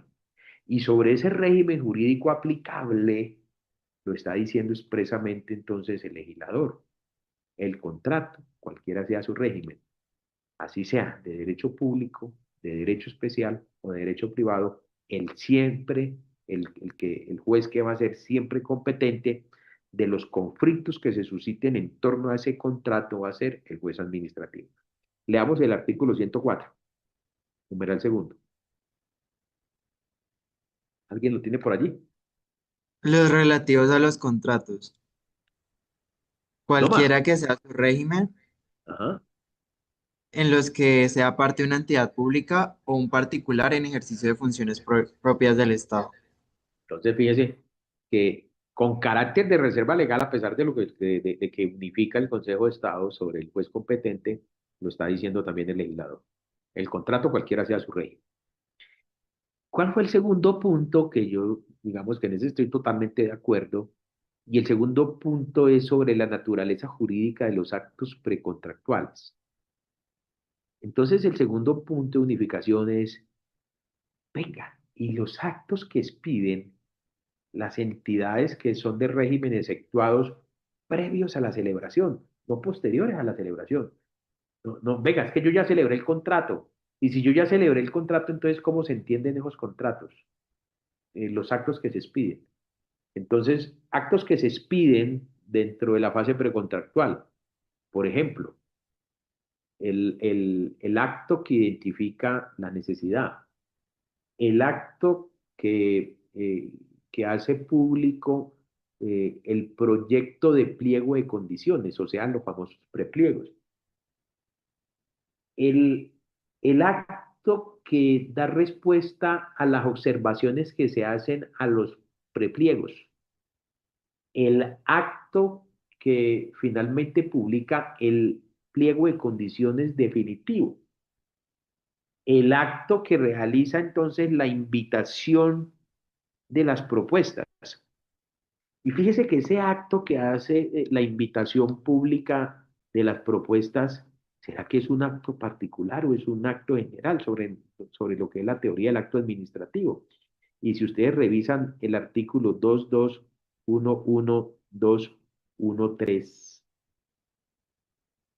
allí encontrarán ustedes qué denominación le da. No sé si es el 213 o el 215, pero está entre uno o el otro del decreto 1082 del año 2015. Vamos acá a ver si podemos buscar decreto, abramos otra pestaña, decreto 1082 del año 2015. Y buscamos, este es un decreto un poquito pesadito, y buscamos el artículo 2.2.1.1.2.1.3. Pliego de condiciones, fíjense. El 213 me habla de los pliegos de condiciones y el 215 me habla del acto administrativo que hace la invitación. Acto administrativo de apertura. El acto administrativo de apertura me dice, la entidad estatal debe ordenar la apertura del proceso de selección mediante acto administrativo de carácter general, de carácter general, sin perjuicio de lo dispuesto en disposiciones especiales. Bueno, entonces, el acto administrativo de apertura, que es el que dice, vean, pueden presentar las propuestas, este es el cronograma, y después hace el acto administrativo de evaluación de las mismas, que ese ya no es un acto administrativo de carácter general, sino que es de carácter particular. Pero fíjese que son todos estos actos que se van expidiendo. Y después viene el acto de adjudicación. Y después la celebración del contrato. El acto de adjudicación, conforme al artículo 9 de la Ley 1150 del año 2007, lo define entonces como un acto que es irrevocable. Así lo dice, es irrevocable, salvo las excepciones determinadas en la ley y trae entonces unas hipótesis. Todos estos actos que yo le estoy diciendo es, dentro de la teoría de los actos separables, ¿cómo demando yo esos actos previos? ¿Cómo demando yo esos actos previos? Lo demando con una nulidad, con una reparación directa, que es un medio de control, la nulidad y restablecimiento, o ¿sabe qué? Eso es un medio de control de controversias contractuales. Entonces, antes de ubicar el medio de control, porque ese es, digamos, un propósito importantísimo dentro de la teoría de los actos separables, lo que es la celebración y perfeccionamiento del contrato, es saber cuál es el medio de control que yo voy a escoger para demandar. Entonces, ¿cuál es la naturaleza de esos actos? Y estoy totalmente de acuerdo frente a la hermenéutica jurídica de la sentencia de unificación, que dice que son actos de naturaleza privada. Actos de naturaleza privada. ¿De acuerdo? De acuerdo. Y más allá de lo que dice más allá de lo que dice la sentencia de unificación, el legislador, al igual que el juez competente, también tiene calificado con carácter de reserva legal cuál es la naturaleza jurídica de los actos precontractuales que expiden las empresas de servicios públicos que se rigen por un régimen exceptuado. En efecto, yo les había dicho que el régimen especial de los servicios públicos es constitucional, se encuentra en el artículo 365 y que finalmente fue la ley 142 la que expidió y que, digamos, es una ley de carácter especial sobre los servicios públicos. La ley 142, miren ustedes, en el artículo 30, 31 y 32, con carácter de reserva legal, miren lo que dice. Vamos al 30, 30. Principios de interpretación y miren ustedes aquí concordancias con el Estatuto General de Contratación y el 32 régimen de derecho privado para los actos de las empresas. Dice, salvo en cuanto la Constitución política o esta ley disponga expresamente lo contrario, la Constitución y los actos de todas las empresas de servicios públicos, así como los requeridos para la administración y el ejercicio de los derechos de todas las personas que sean socias de ellas, en lo no dispuesto en esta ley se regirán exclusivamente por las reglas del derecho privado. Y en cuanto a la contratación nos dice, los contratos que celebren las entidades estatales que prestan servicios públicos a los que se refiere la presente ley y que tengan por objeto la prestación de servicios regirán por el parágrafo 1 del artículo 32 de la ley 80 y por la presente ley, salvo en lo que la presente ley disponga otra cosa. Y la conclusión es que los actos que expiden entonces las empresas de servicios públicos se regirán por el derecho privado. Y esa es la conclusión a la que llega entonces en cuanto a esa pregunta que se realiza el Consejo de Estado en la decisión de unificación. ¿Cuál es, cuál es, cuál es la naturaleza jurídica de los actos precontractuales? Ojo, Entonces, la naturaleza jurídica de los actos precontractuales serán de naturaleza de derecho privado. A pesar de que hubo esta sentencia de unificación del año 20, en el año 2024 vuelve y se ocupa la sección tercera del Consejo de Estado en otra sentencia de unificación cuyo ponente es el doctor José Roberto Sáchica, y en esa sentencia de unificación dice, vea, los actos precontractuales, pero vamos a unificar cuál es la naturaleza jurídica de los actos contractuales y postcontractuales. O sea, después de celebrado el contrato, ¿qué naturaleza tienen esos actos? Y llega a la misma conclusión. Misma conclusión que no podía ser diferente porque también el artículo 30, 31 y 32 sobre principios, sobre actos y contratos, nos dice que se regirán entonces por las normas del derecho privado. Ahora, hay un tercer punto que dice en cuanto a la calificación de la aceptación de la oferta como acto precontractual. Y ahí volvemos a la consideración 60. ¿Alguien la tiene por ahí para que la leamos? La consideración 60. Mire,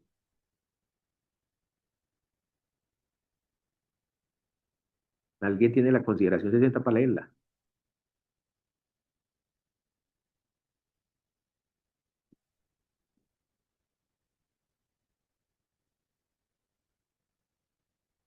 Bueno, yo creo que por aquí la tenemos, la consideración 60. Leamos. Sobre todo cuando dice, por lo tanto. ¿Alguien la tiene allí o no? Para que la lea, porque se van a dormir. Sí, profe. A ver. De conformidad con la legislación vigente para la época de los hechos que se mencionará enseguida, se desprende que de manera general la EAAB no estaba Ujú. ni está expresamente habilitada, constitucional ni legalmente, para emitir actos administrativos y que la selección de un contratista no hacía ni hace parte de las excepciones contempladas en la ley en las que ello sí es viable. Por lo tanto, el acto precontractual de aceptación de oferta que debe analizarse en el presente caso no es un acto administrativo, sino una decisión que se rige por derecho privado. Bueno, entonces vamos por partes. Dice aquí, no está ni estaba expresamente habilitada constitucional ni legalmente para expedir actos administrativos. ¿Estamos de acuerdo con eso?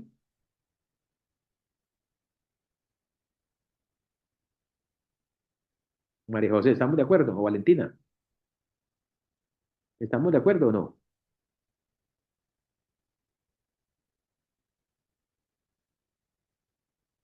Sí, Exacto.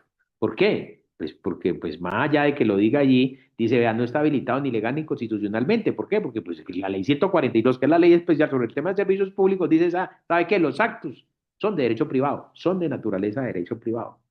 Pero sigamos, entonces ahí, por lo tanto, el acto precontractual de aceptación de la oferta. Entonces volvemos acá a la diapositiva anterior. La diapositiva anterior.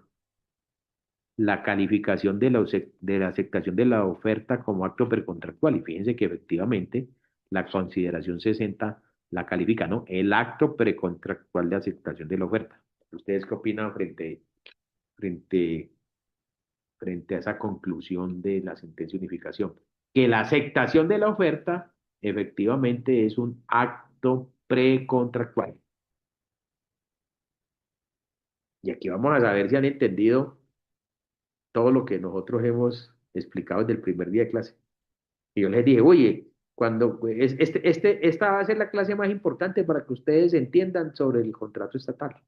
La más importante es esa. ¿Ustedes qué opinan?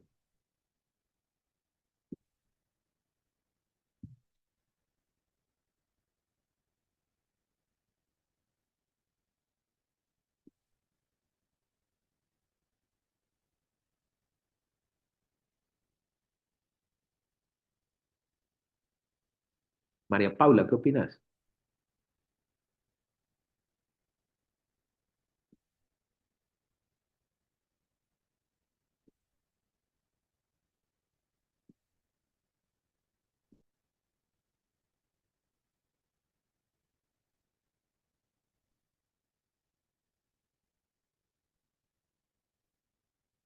Valentina.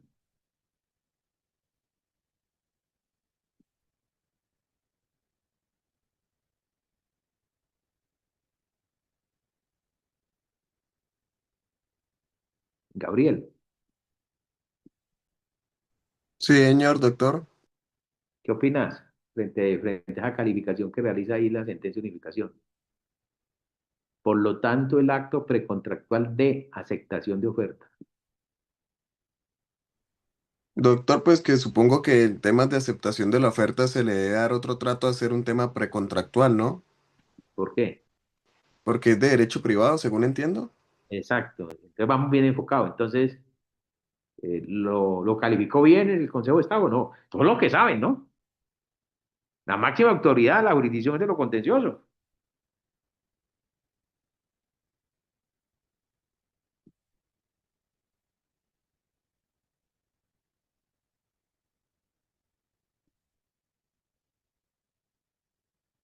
¿Mm?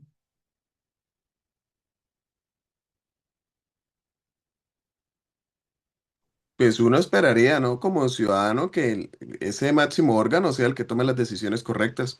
Si le da la calificación, debe ser la que es. De acuerdo, ¿no es cierto? Debe ser, ¿no es cierto? ¿Eh?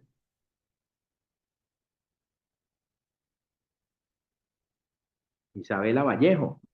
¿Qué opinas, Isabela?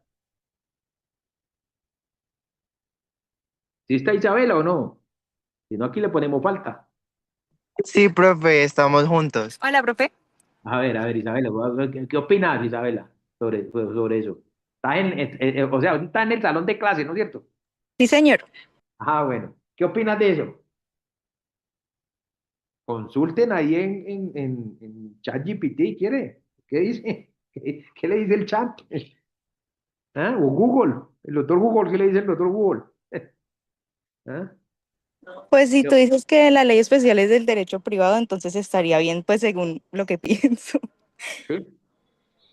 Miren, importante, por eso cuando yo les expliqué sobre el contrato estatal, y voy a devolverme un poquito, miren ustedes, sobre el contrato estatal, yo les dije, mire, la legislación colombiana trae tres definiciones de contrato, tres definiciones.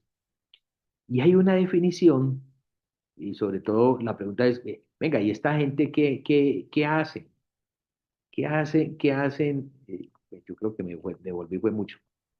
¿Qué hace finalmente las empresas de servicios públicos? ¿Temas más comerciales o más civiles? Yo creo que son como temas más comerciales, ¿no es cierto?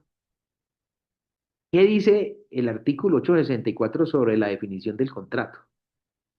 Y entonces yo le dije, yo no descalifico ninguna de las definiciones que trae la legislación colombiana. Dependiendo del caso, en particular, si se trata de un tema industrial y comercial, pues de pronto se aplicará la ley mercantil. Pero si se trata de un tema de un arrendamiento, piensen ustedes, diferente al comercial, pues de pronto las normas que se aplican son las del Código Civil. Y sabe que sobre la normatividad aplicable nos dice que se aplicarán las normas comerciales y civiles, por lo tanto esas definiciones desde mi punto de vista son válidas. Eh, eh, Sara, léete la definición de contrato que habla el 864 del Código de Comercio. El contrato es un acuerdo de dos o más partes para constituir, regular o extinguir entre ellas una relación jurídica patrimonial y salvo estipulación en contrario, se entenderá celebrado en el lugar de residencia del proponente y en el momento en que éste reciba la aceptación de la propuesta. Entonces, conforme a esa definición, la aceptación de la oferta será que es un acto precontractual.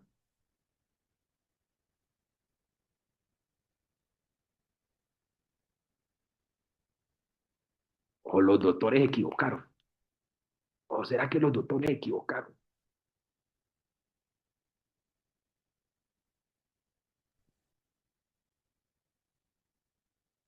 Es más, voy a buscar otra definición que trae sobre el contrato de mínima cuantía que les dije, les acabo de decir a ustedes, mire, una de las excepciones, les dije yo a ustedes, una de las excepciones al contrato escrito es la contratación de mínima cuantía. ¿Se acuerdan que yo les dije? Y la ley 1474, miren acá el artículo 94 el artículo 94, transparencia en la contratación de mínima cuantía. ¿Sí lo ven allí? Dice, adiciones el artículo 2 de la 1150, el siguiente numeral. La contratación cuyo valor no exceda el 10% de la menor cuantía de la entidad independientemente de su objeto se efectuará de conformidad con las siguientes reglas. Y miren el literal D, cuando yo bajo. La comunicación de aceptación junto con la oferta constituyen para todos los efectos el contrato celebrado.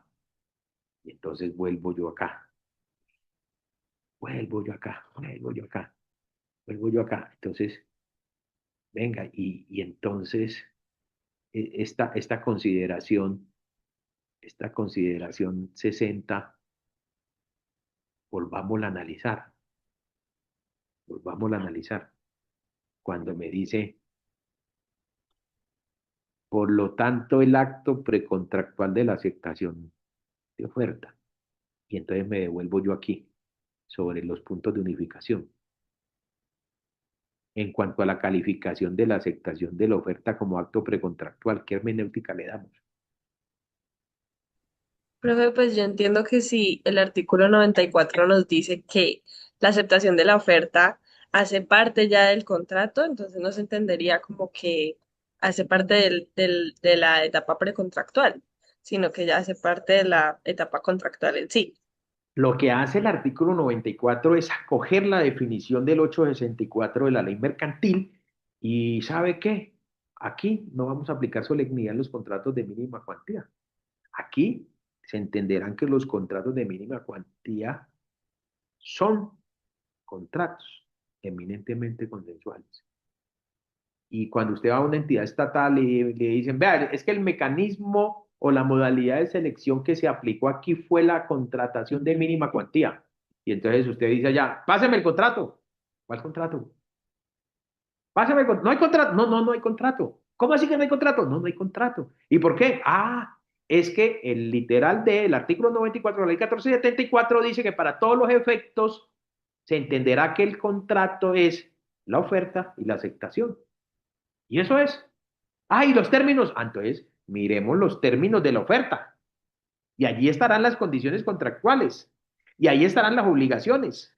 Y la aceptación de la oferta, para todos los efectos, constituye entonces que ese es el contrato celebrado. No hay contrato.